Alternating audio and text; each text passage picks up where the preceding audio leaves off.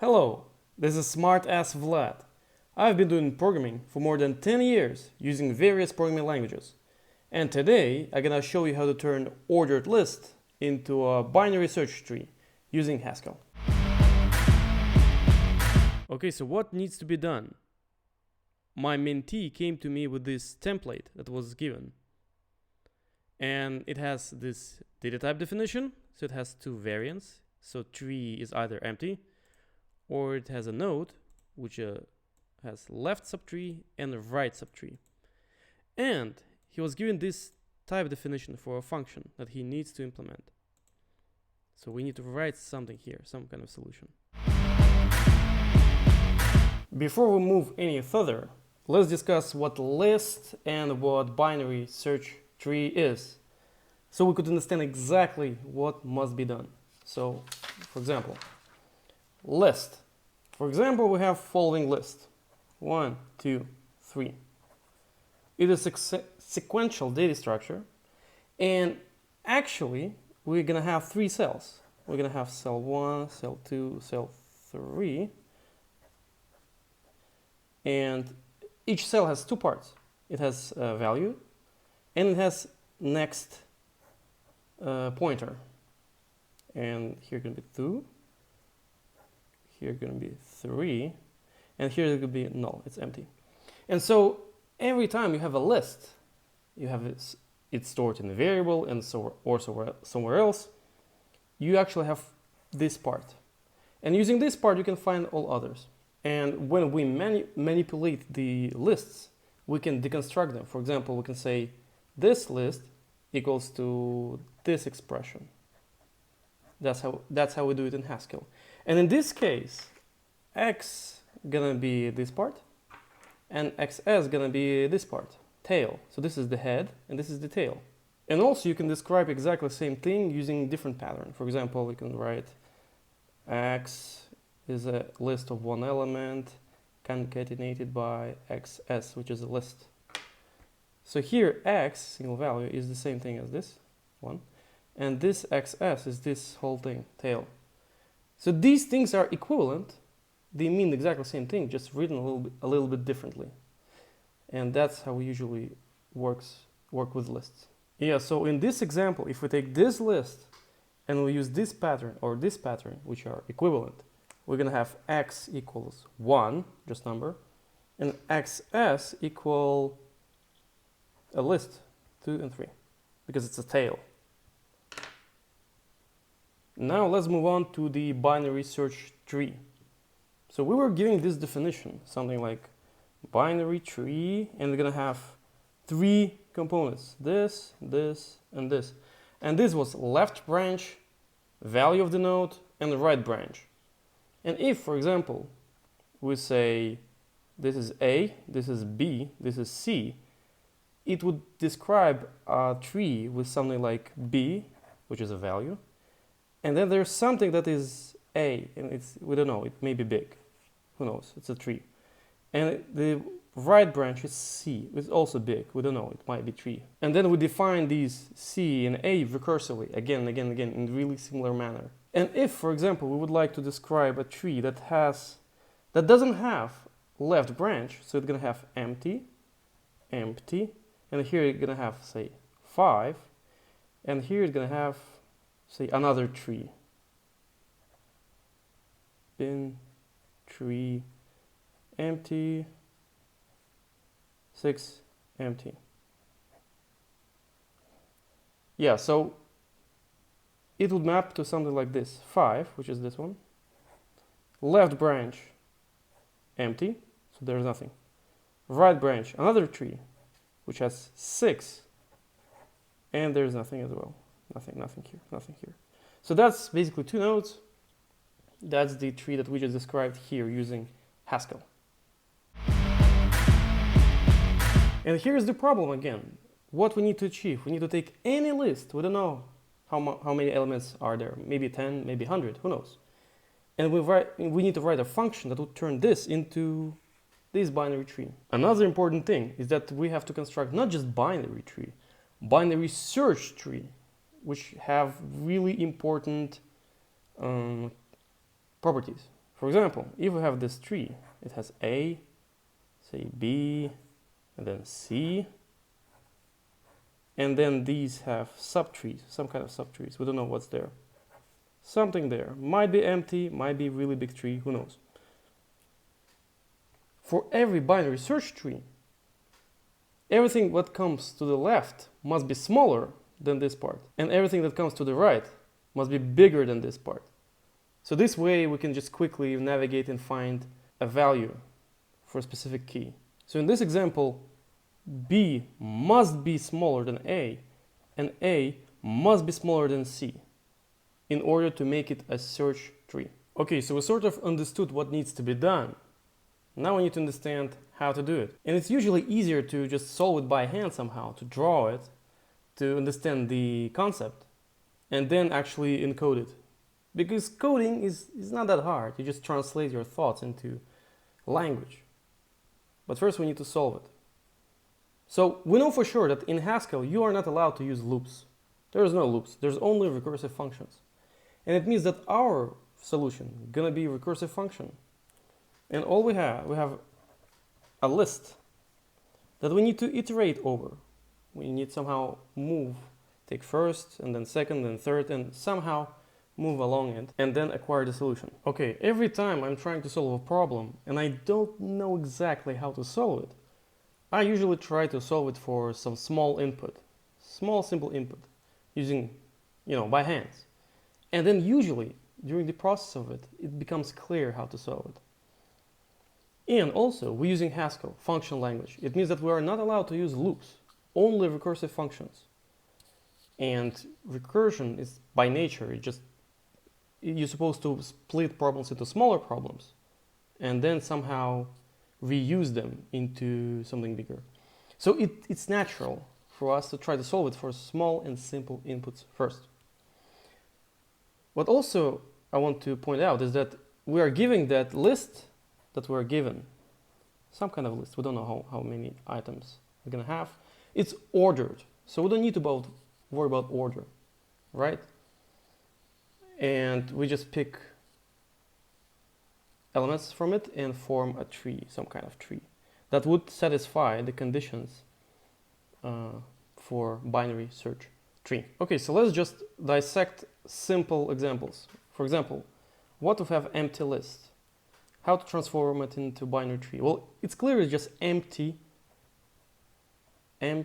node, which is a valid value that describes a tree that has no node, it's just empty. Let me use this rectangle to describe because empty is too long of the word. Okay, what if we have one element? Well, it is a node, like node, that has 3 fields, as you remember: left branch, right branch, and the center, the value. So value here is clearly 1. Left branch is gonna be empty, and right is also empty, and it's gonna be like this. That's the tree, that's the result. Okay, what if we have a list of 2 elements? How are we gonna describe it? Well, if it's 1, 2, then it's clearly gonna look like this. That's the binary tree that represents this list. How are we gonna write it in Haskell? Well, it's clear that this one is a value here.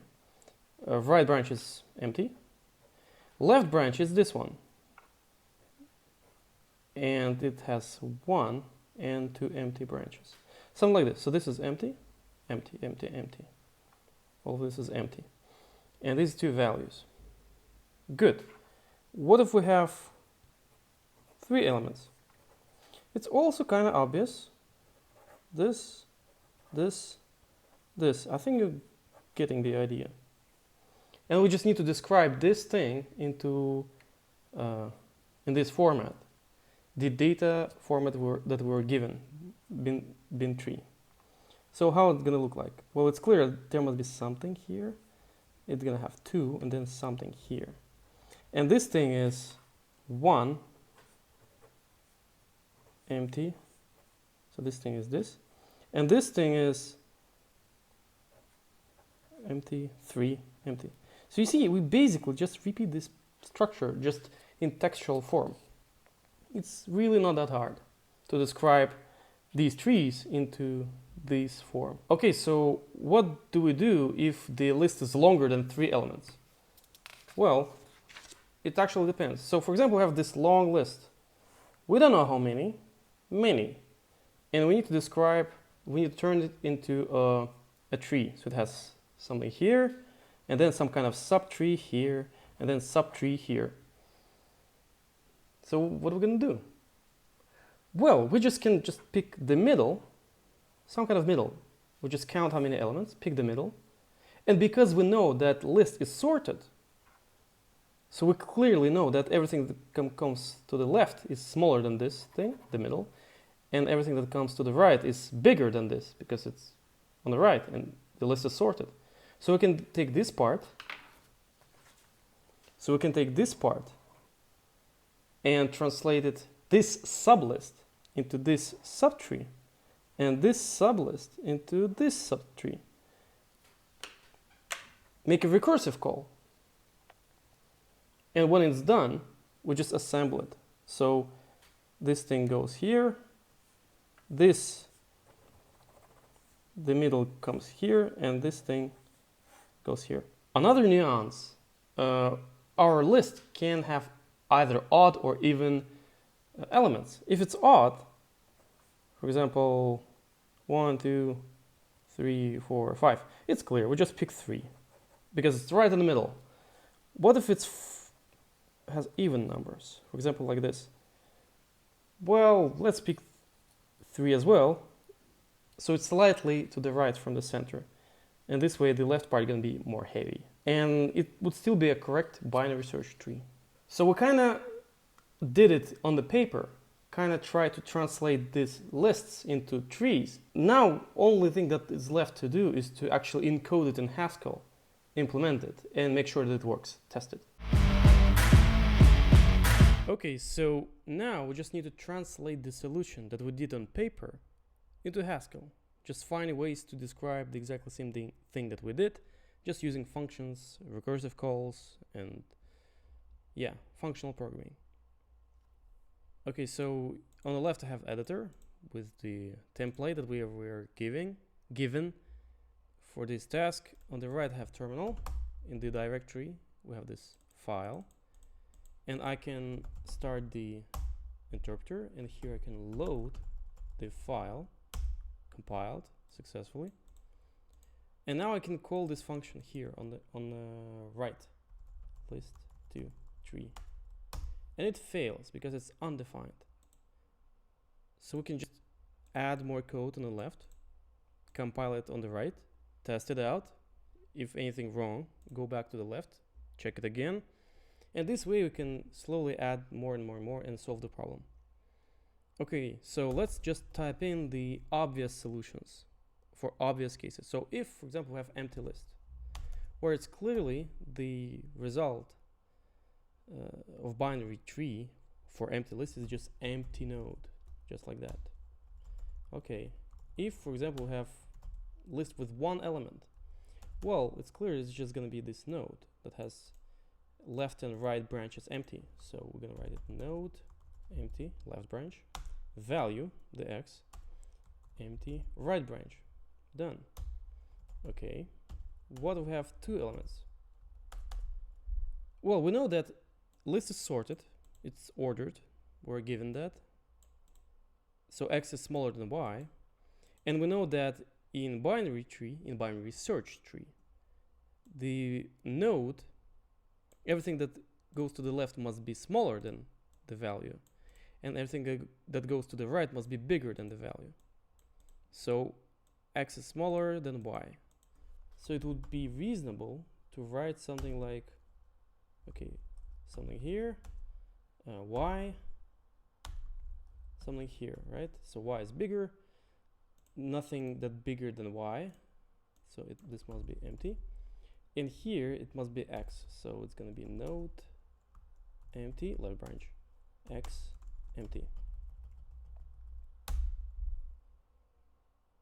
Okay, now the fourth example. If we have 3 elements, where it's gonna be really similar. Let me just copy paste it. But here we're gonna have z.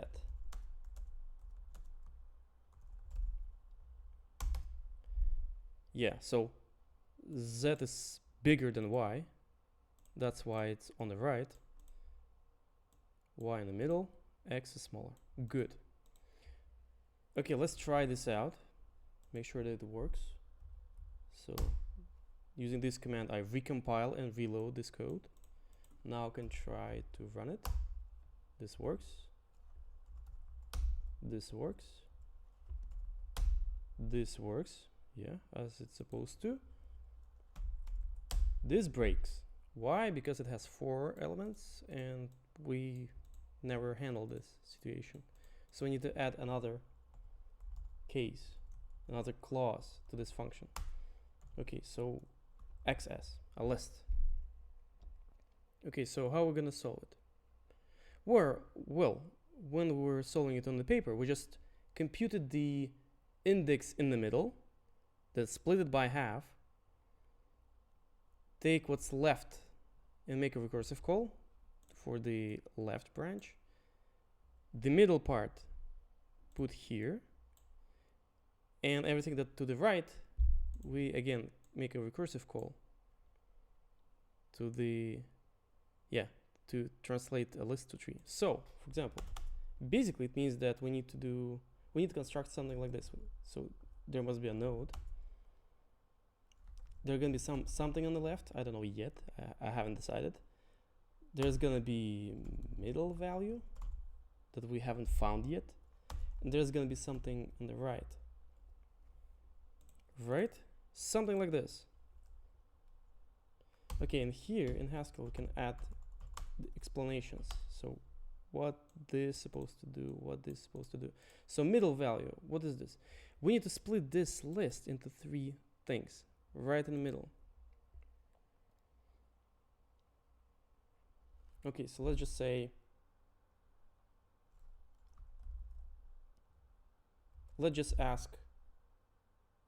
let's imagine that we have some kind of function that would split the list right into 3 parts.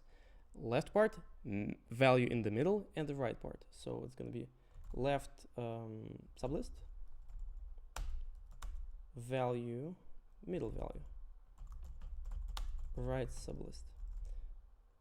And this function would take the whole thing. So split in the middle XS.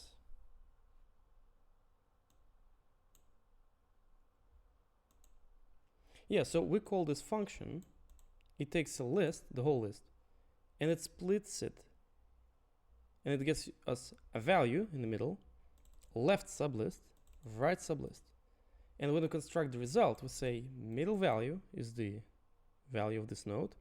And here we need to make a recursive call. So we're just gonna call recursively left sublist. And here we're gonna do the same for the right sublist. List to tree, right sublist. Good. Good. So it looks like a solution. The problem is that this function is undefined. I just written the code as if it existed, but it's not exist yet. So I need to write it. Okay. Split in the middle.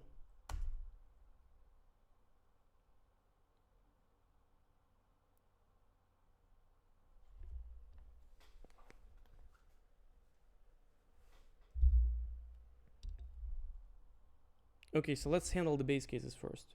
For empty, it just doesn't even make sense, like, because we cannot even extract the middle value. So let's not define it. So Haskell would just crash if we ever given an empty list to this function, and it's actually fine. We don't need to worry about this. What if we're given a list with 1 element? Well, we just return empty on the left, X in the middle, empty on the right. Good. Okay, what if we're given XY? Well, we can say empty on the left, X and Y on the right. Good, we did the split in the middle. What we have this? Well, we can say on the left we have X, the middle value is Y, and the right value is Z. Okay, what we have something else. Now, it would make sense to count them, to count the elements, and depending if the number is odd or even, pick the index and split at that place. So we can write something like this. If length of this list is odd, then do something. I haven't decided yet. Something. And else, it's not the case, well, it must be even, then do something else.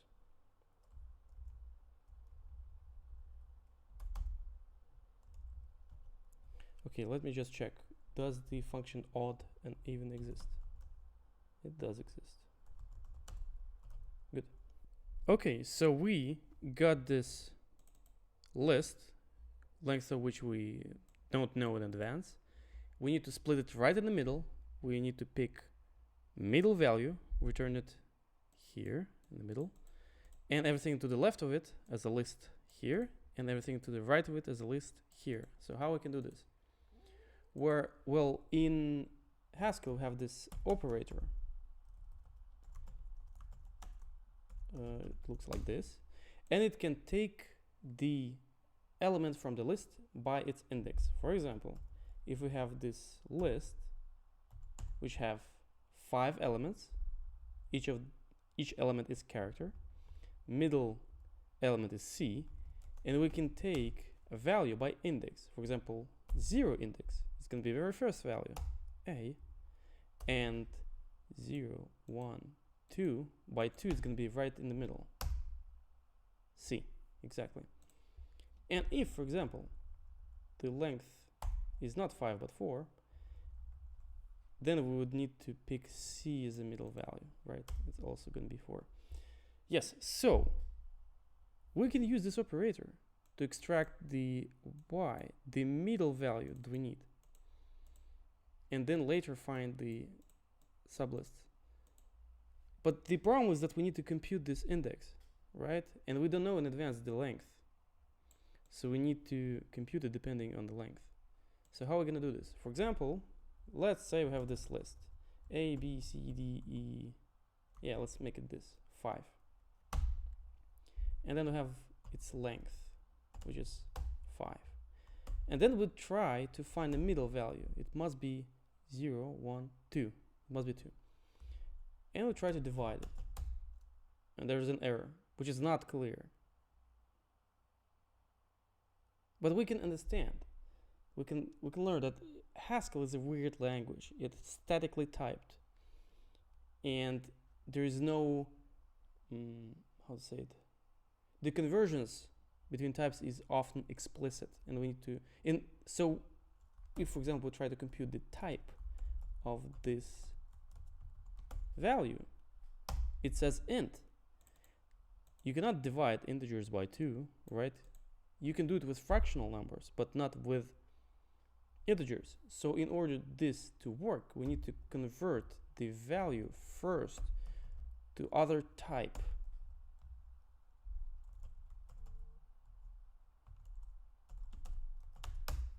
And now it works. So now we have fractional value. We divided it. Okay. Now, if the number of elements is odd, which is the case, then we can just take the floor value. That's going to be the index that we need. However, if it does not have the odd number, we need to move one more next value from this one. So we can just compute ceiling. and it's going to be 3. So basically, we can say here's something, some kind of solution, I'm not sure yet, but we clearly need the variable for middle index. So we're going to say middle index, and it depends whether our list is odd or even in length, right? And so in case if it's odd, we can just use this thing that we just created, copy. And if it's even, we can use this one.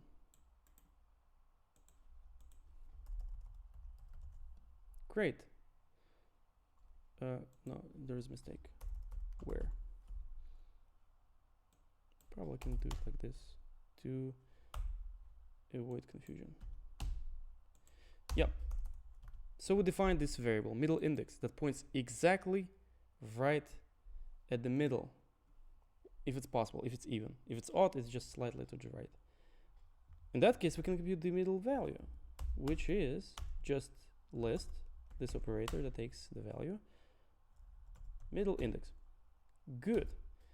Now the only thing left is to compute the left part and the right part. So here we can update our answer. Something on the left, middle value, something on the right, we don't know yet. Okay, so we need to compute the, let's call it left sublist and right sublist. How do we compute the left sublist? Well, let's just take a look at the functions that Haskell has to work with lists. Maybe there's something useful that we could use.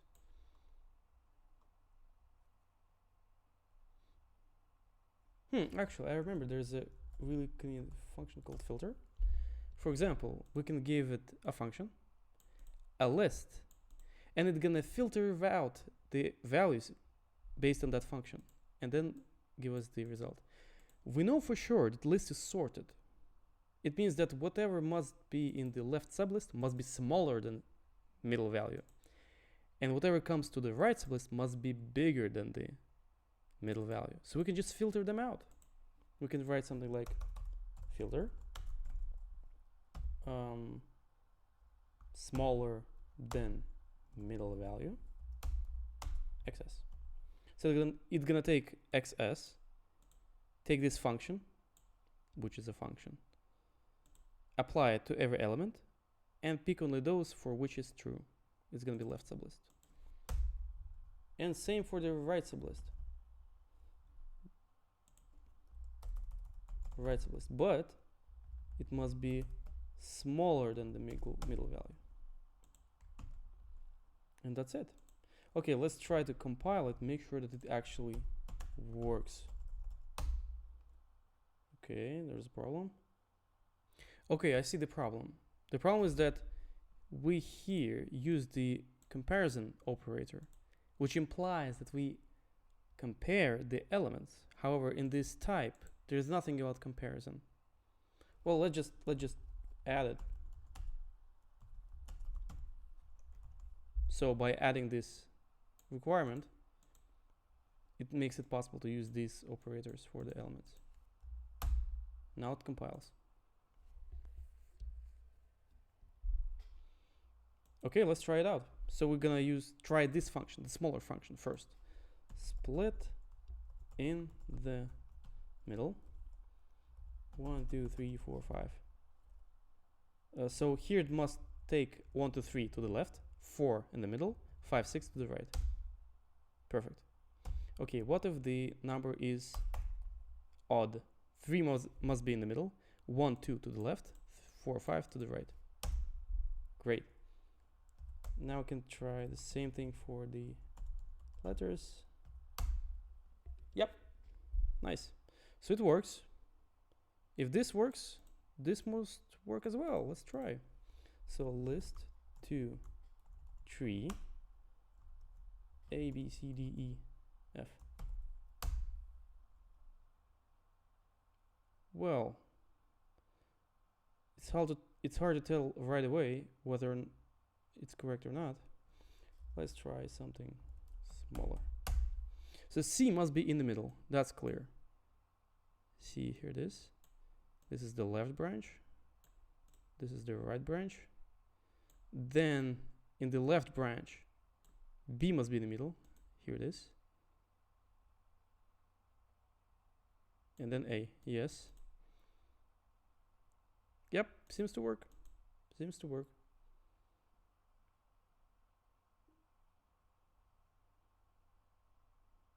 Yep, so that's the solution to this problem. Maybe it can be written shorter. That's possible. Please write in the comments what do you think about it. Probably you know some better ideas how to solve this problem. It's possible. Believe me. Haskell is a great language. There are so many ways to do various things. It's unbelievable.